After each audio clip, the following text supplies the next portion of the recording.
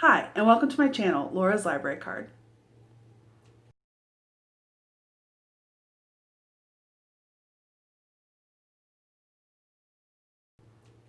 So, stop it. I can feel you over there. Focus up. Okay. So we're doing something a little different today, and that is a vlog with a special guest. The disembodied voice of a special guest. The disembodied voice of a special guest. So, for the Page Turner Book Club, what month is this? October choice is, it's the end of October and I'm confused what day it is. The October choice is The Shadows by Alex North. So I started this quite late. And I read the prologue aloud to my husband, and then he said, okay, well, are you going to keep going? So I've been actually reading this book out loud to my husband. We are right at chapter 10, so that's about 30% of the way through. So I'm just kind of jumping on here to kind of vlog the experience, and my husband is like, well, I've been reading it too. I want to put in my 2 cents. So, it's true. So what do you think so far? I think it's done well to sort of hide. I don't like the books when they show you the villain too quickly. Like, I want that, like, suspense of, like, we're not really sure what's happening yet.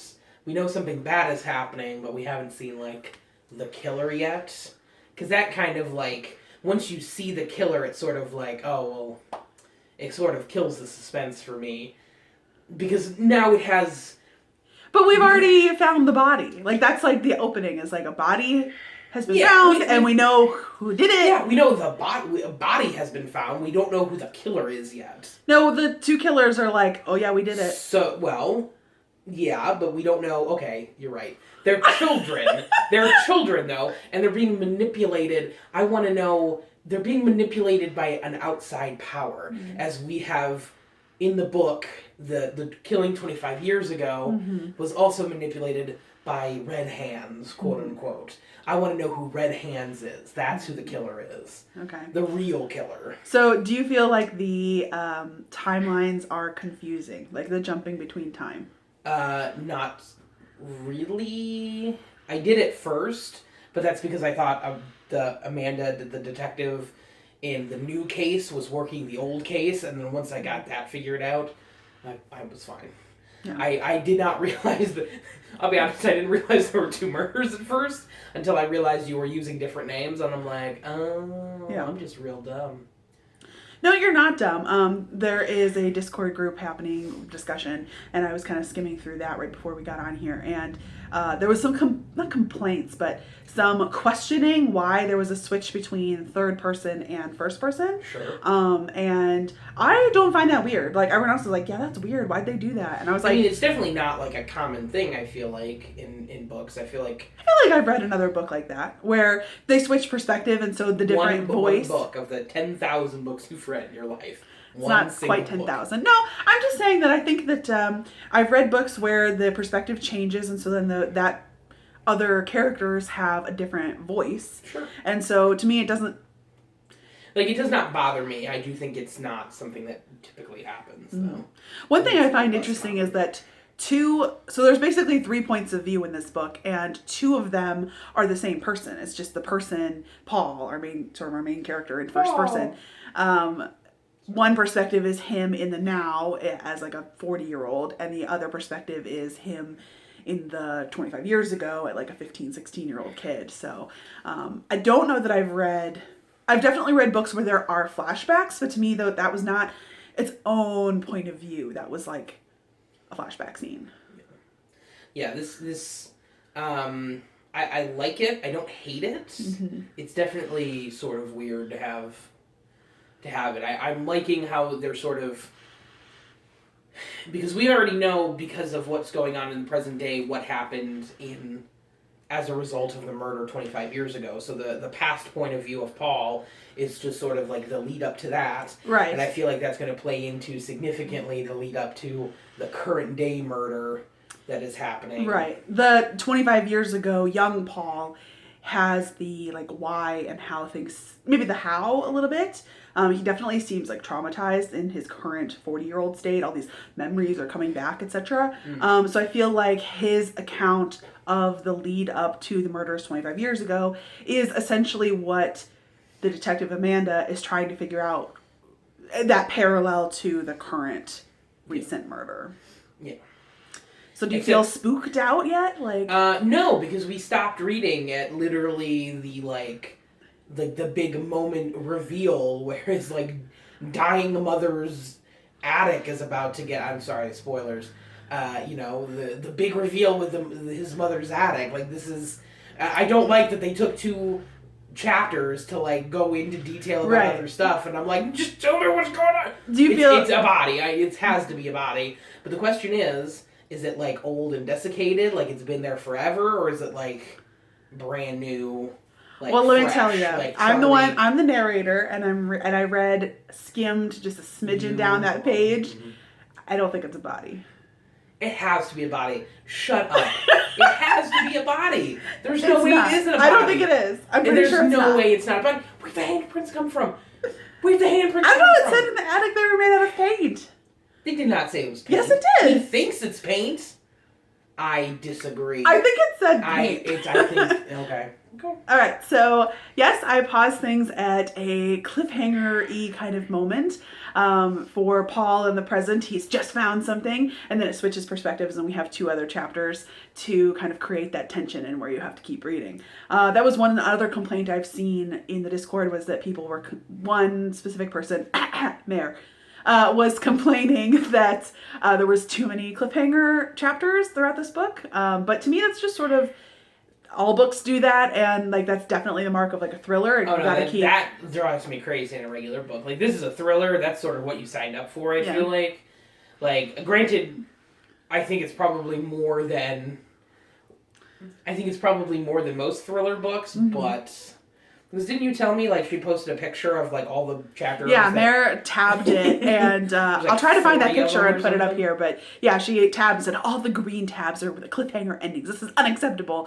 And yeah, there was, like, 20 tabs, and I was like, okay. But to some extent, like, I was sort of expecting that from a thriller, so... So we're at right about 30%, and we are starting chapter 11, which is back in the Paul, sort of in the present time, and he's in the attic, he's going to figure out what's going on. And so we'll kind of tune in again when there's another cliffhanger, probably at like maybe at the 2/3 mark, and keep you updated. Stay tuned.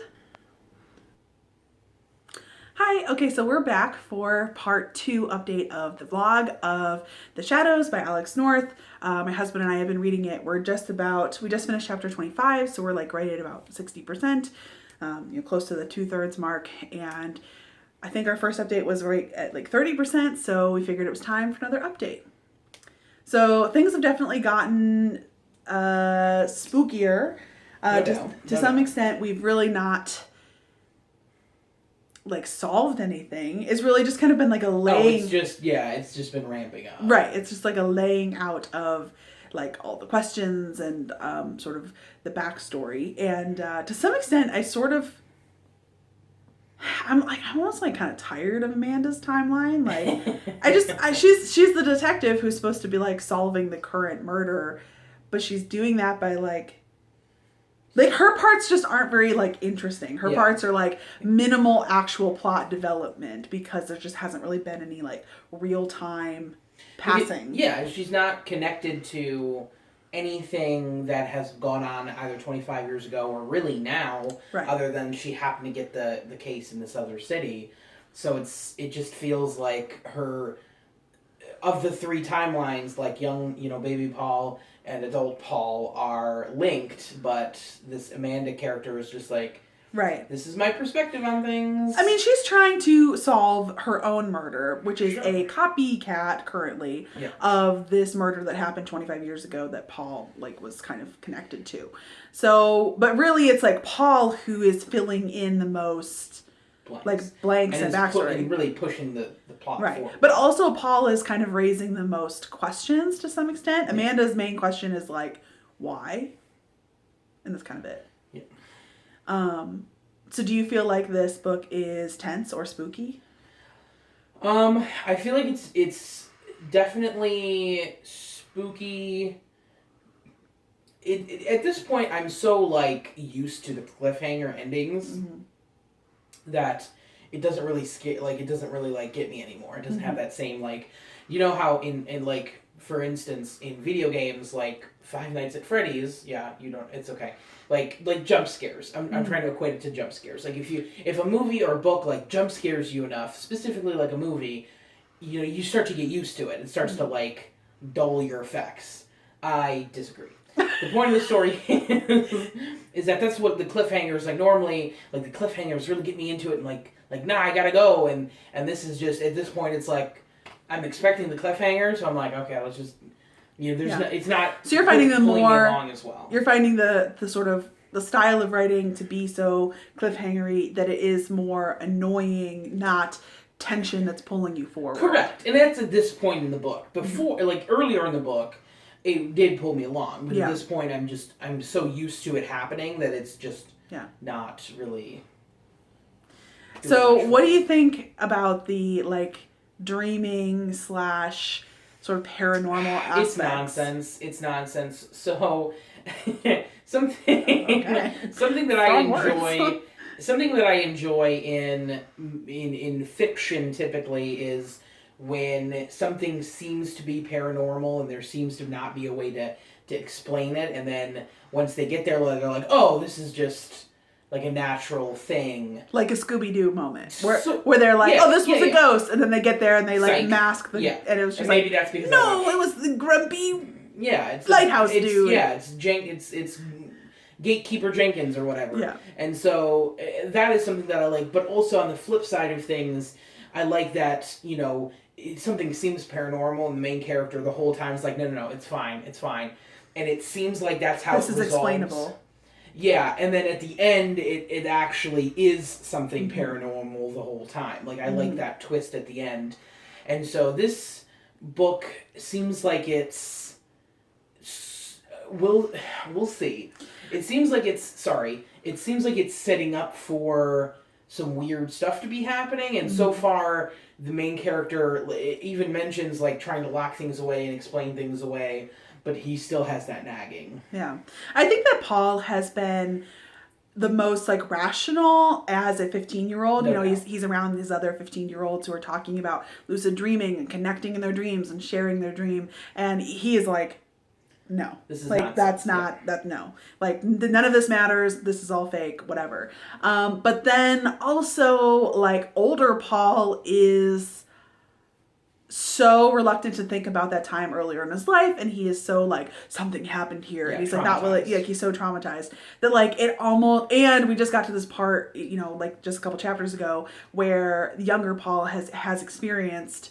Like he thought he was lucid dreaming, but then he wasn't really in control. And then like the other guys start to describe their dreams, and they're very similar to or exactly what he had experienced. And so it really freaked young Paul out. He was like, on the one hand, he was like, oh crap, like how could this possibly be happening? This isn't possible. But then at the same time, he can't explain really. So he like kind of, in my opinion, he kind of lashed out at James and was like, James must have like done it this way. Doesn't explain how Billy and Charlie also had the same experience. I would agree. So I think that was really like, that was sort of to me one of the early hints of this book that there is something paranormal happening, and that James as a like logical 15-year-old is just like, nah, I'm gonna like choose not to worry about this.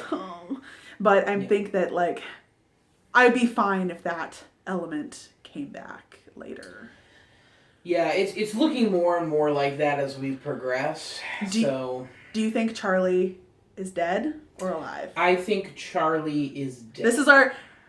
This is our prediction right now. It's like possibly spoilery, but these are just our conjectures at 60%. I believe that Charlie is dead.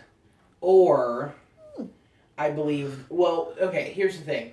Red Hands exists. I don't think Charlie is making that up. I think Red Hands is a person. A person? Like a human person? Correct. And so... And I think whoever it is like teaching Charlie and sort of passing on his ways. So either Charlie killed Red Hands and is like hiding out where he was for the last 25 years.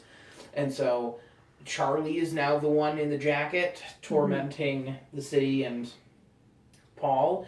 Or Red Hands killed Charlie for failing, and it's some like super crotchety old man who's just in the woods somewhere.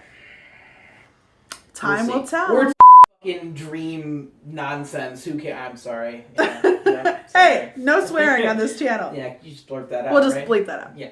Okay, I guess we'll find out. We'll check back in sort of right at the end with a kind of wrapping up this vlog for The Shadows by Alex North. I just have to say that I disagree with Ben's theories. I think that Charlie... I don't know. I'm open to a lot of theories. There's a whole character we didn't even talk about, which is Jenny. I think Jenny is going to have more to do with this. Like, she just seems a little too pleasant, a little too, like, helpful to current Paul. And detached. And, like, she keeps, like, disappearing, and she's like, it's okay, Paul, all's good. And I'm like, but not all's good. People have been murdered. Like, see, that seems, like, too easy, though. That seems like she's too obviously, like... out of this. Maybe it's like you dismissed her because she's too obvious, and then like he knew. But it was reverse psychology. It's reverse psychology because you think like she's not acting suspicious, so that automatically makes it's bonkers. We're starting to get tangled. Yes. We'll come back and fill you in at the end. Stay tuned for our final vlog at the end of Shadows. All right, we did it. We finished The Shadows by Alex North. Or The Shadow Children, if you're freaky. Wasn't that the British title? Shadow's Friend? Something like that? I don't know. The British version I looked up, it definitely had a different title. Yeah. Shadow something. I was reading this out loud, and I wanted to finish this in time for the Page Turner Book Club's live show, which I managed to catch most of. I think I jumped in sort of at the 15-minute mark. So I will link their live show down in the description and up in the cards. But we finished out the end of the book, and we're here to talk about it. So what did you think? What did you think overall, and specifically about the kind of end and the twists and stuff? I didn't see the twist coming, even though I feel like specify which twist. Are we doing spoilers? Okay, spoilers are happening now. Spoilers. The twist at the very end with the, who was the one behind the most recent murders of the original characters. Did you find that satisfying? No. I did not find that satisfying. No, I thought it was dumb. Yeah. I thought this was this is one of those things where it's like there's a lot of lead up to like, it could be paranormal, it could be weird, and then it isn't, but it feels like such like a cop-out, like Deus Ex sort of thing, like, it just doesn't feel good to me. It was like, oh, it's that guy, okay. We had multiple theories kind of throughout. We at one point thought that it was James.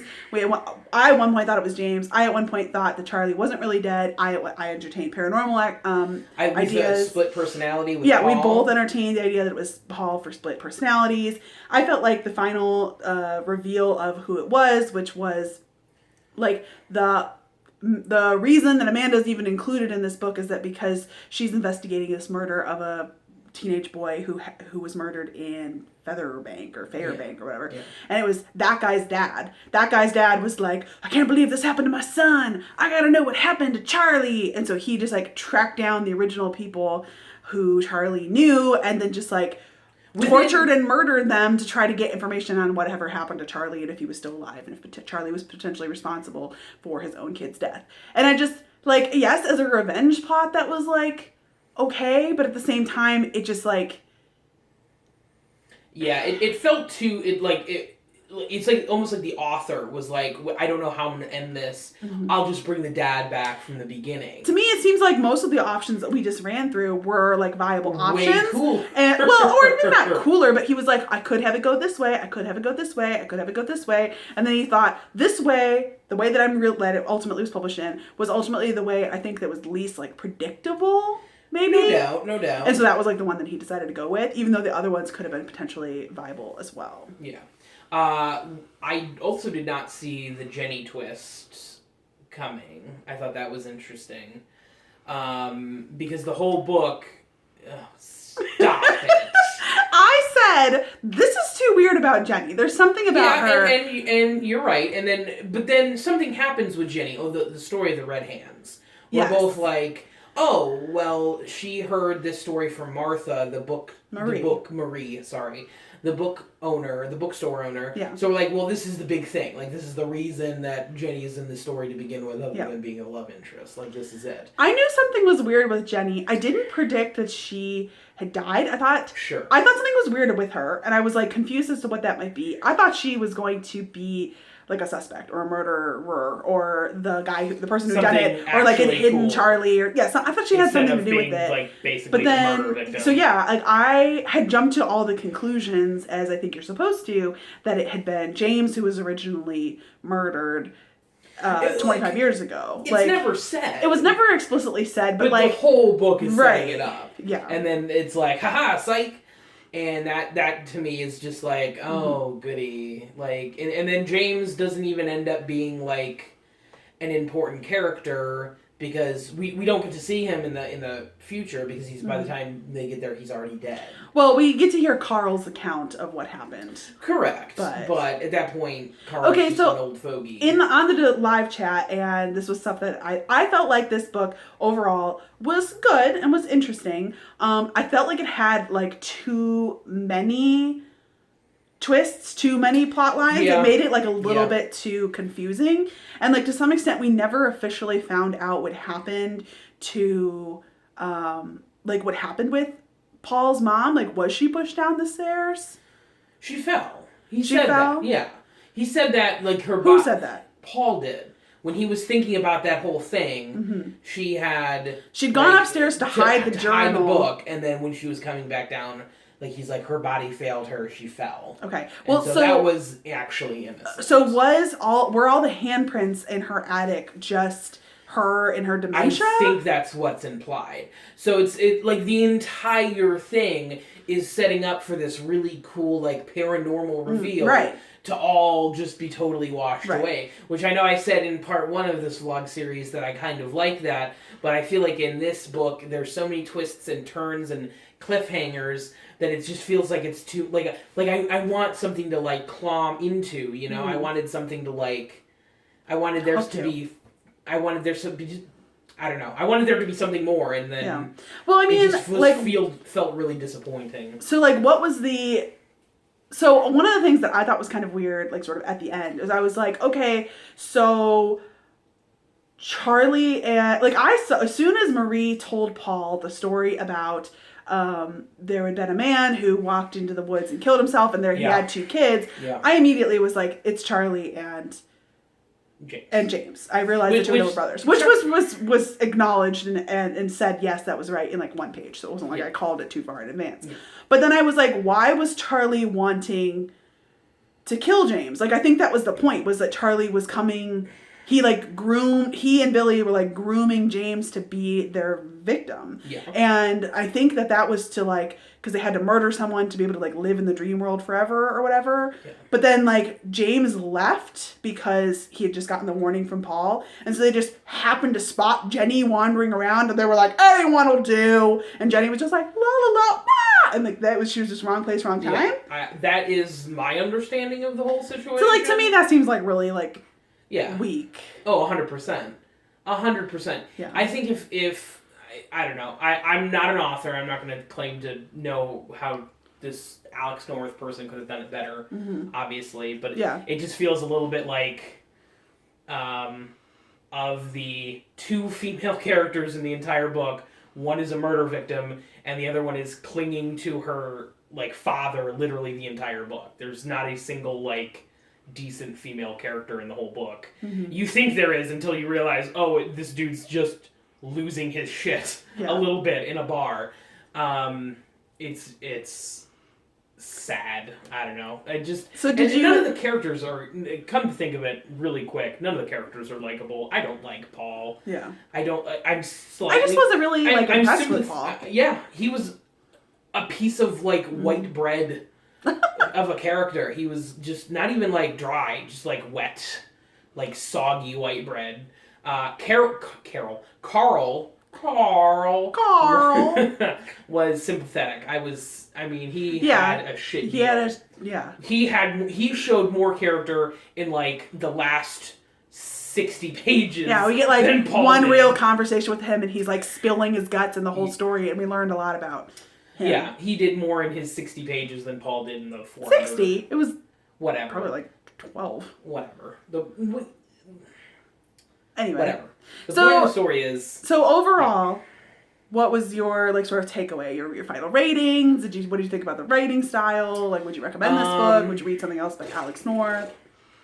A lot of people really liked questions that I wasn't prepared for. I don't know. A lot of people really liked The Whisper Man by Alex North, but I'm not really a thriller kind of person. To me, this book wasn't. I'll just go ahead and say my thoughts first and let you gather yours. Sure. To me, this book was good.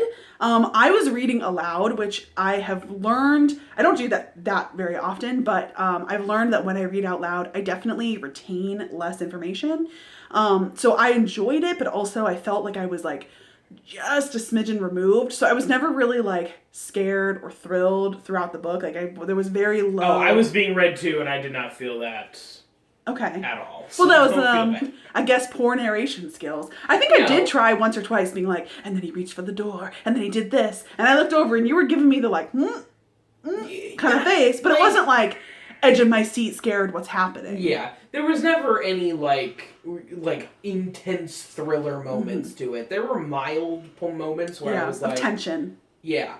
But there was nothing like edge of my seat necessarily. My frustration, I didn't have a problem switching from first person to third person. And I didn't really view Paul as like an unreliable narrator, even though he was. But I felt like Amanda's perspective much more so functioned to be that unreliable narrator. To be, her whole purpose was like, what's happened here? And then she and her other detectives kind of jump to conclusions that basically function as red herrings for us throughout the book to like 100. Lead us in different directions. Yeah, we pretty much by the end of the book assumed that whatever Amanda and her cohort partner were thinking were, okay, then it's definitely not they thought that? It's not him. It's definitely not him. For sure. So I don't know, functioning I thought it was kind of interesting to have like a paranormal element mixed in with sort of like a crime/detective novel, but also I felt like Amanda... it wasn't paranormal. It was all... Well, but I mean, it sort of starts that way. Hoax, yeah. And like to some extent, like, well, I don't know. Yeah, I guess like, I don't know. It was not paranormal, but it was sort of implied to be like paranormal at the start. And you sort of think that for maybe a solid half or more of the book. And then eventually you're just kind of like, oh, this is just all that being dumb. So I don't know. For me, I thought it was a perfectly fine book, perfectly enjoyable book. I probably would just give it like a very solid 3 stars. I felt like the discussion during the Page Turner live show was very like, there's a lot of like too many twists, too many subplots. What was the point of this? Did we ever get this resolved? And I was like, yeah. That's a good question. Yeah. Yeah. Yikes. So I feel like that kind of like brought things down, and I was a little frustrated about the points of view in that I felt like Amanda wasn't like her own good point of view. So do you have any final thoughts? I was going to do the caw pile, if that's okay with you, just real quick, since I've been staring at it for... Sure. Characters, 4. Didn't like them. Thought they were weak all around. Okay. Atmosphere, I actually like the atmosphere. I feel like Alex North, the one thing he did do was I feel like a lot of repetition in phrasing. Yes, that was repetitive, and I found it annoying to read out loud. Annoying to read out loud, but I feel like it sort of set the scene really well in my head. I felt like I was there. Yeah. I would say probably a solid 7.5. Okay. Because we can get froggy here.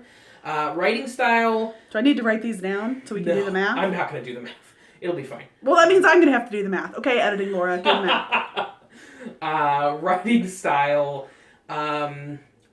Sort of along with atmosphere, I thought it was pretty solid. I would give it. But the atmosphere is supposed to be like the setting and like the ambiance. But because like the writing, I feel like the writing style is sort of connected with that. Well, the writing style sort of supports all of these things. Yeah, which is why I was going to give it like a 6. Did the author have a good like voice? Yeah. Yeah, I guess. I enjoyed it. I feel like the characters were sort of weird sometimes. I feel like they asked weird questions, which I guess isn't specifically writing style, but that's more, I guess, of a plot thing. Yeah, but if the dialogue sucked, that's part of writing. That's true.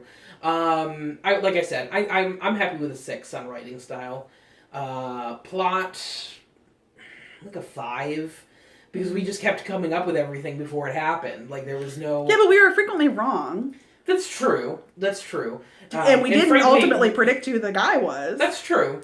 But it ended up being a worse... We would have written a better book with him. Yikes. Intrigue, I think a 5. I think there was parts that, it wasn't... I mean, we were pulled along. We were pulled along, but just barely. So I feel like it's middle of the road. Okay. Logic, I feel like there was a lot of jumps of logic. Yeah. I feel like there was like people just doing things even though they shouldn't really be doing things. So I would say like and especially at the end where the officer is just like, oh, I don't know, I guess it'll be fine. I did not understand how Amanda like realized what was happening. Like she realized that Paul was in danger, but she thought it was Carl. And then afterwards she was like, well, I guess that's not Carl. And then she's like, and then she got the phone call from the... Oh, that's right. Wife. From the wife. Okay. Yeah. I was like, how'd you figure that out? Forgetting an entire scene here. Yeah. But still, I feel like logic was probably like a 3. Because I feel like it didn't make any sense. And then finally entertainment. I had the whole book read to me, so I was thoroughly entertained the entire time. So for that, I would probably give it a little bit of a higher score. At an 8, but that's because Laura was reading it to me and not because the book was necessarily as entertaining. So, editing Laura, get to that. So I will calculate his total score, and I'll put that here, and then I will figure out how many stars that is, and I'll put that here. So yes, together we read The Shadows by Alex North. We both kind of liked it. I'm thinking that yours is going to kind of be like around the same, like maybe a hair under, like more like a 2.5, which is like middle of the road, not too bad. So I was happy to read this thriller. I was happy that we got it done in time for the Page Turner Book Club, and this vlogging / duo kind of experiment was kind of fun. So it probably will not be fun to edit, but yay! Thank you so much for watching this video. Don't forget to like this video and subscribe to my channel for more, well, for content that's usually romance related, but I do weird things. This video it's an experiment included, so at least like this video and tell me down below if you want to hear more from my husband. Thanks so much for watching. Bye!